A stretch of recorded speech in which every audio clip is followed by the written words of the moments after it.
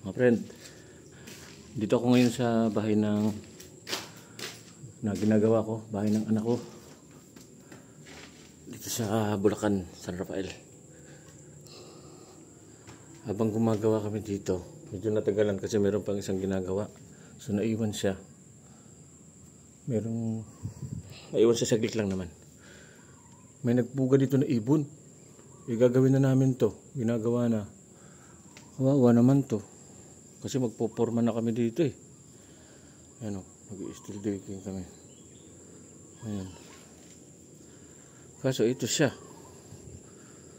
Tapos, matapang ito siya eh. Ano nyo?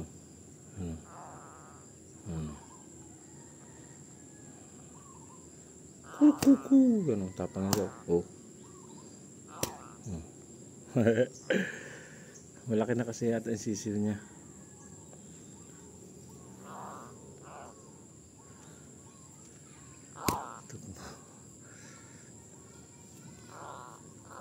Halika. Mabait naman siya. Ayun kanya sisiw. Malaki na din. Ililipat ko na lang ito siya. No. Wait. Kawala naman kita. Wait lang. Ayan. Ililipat ko to. Aywan ko kung pupuntahan niya pa yan. Pag problema, pag hindi niya yan pinuntahan. Pero baka hindi ko muna galawin. Pinakantira ko na lang to dito na trabaho. Kawawa naman kasi.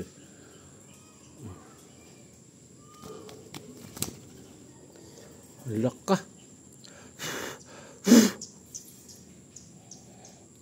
Kasi tuloy balahibo niya. Kawawa naman.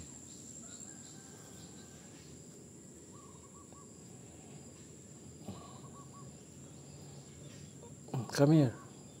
Wait.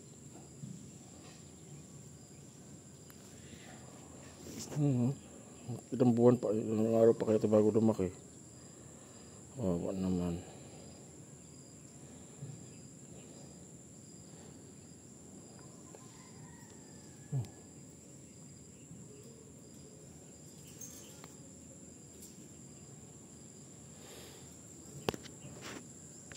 Tanggalin mga balahibo. Siguro sa panlalakas niya yun.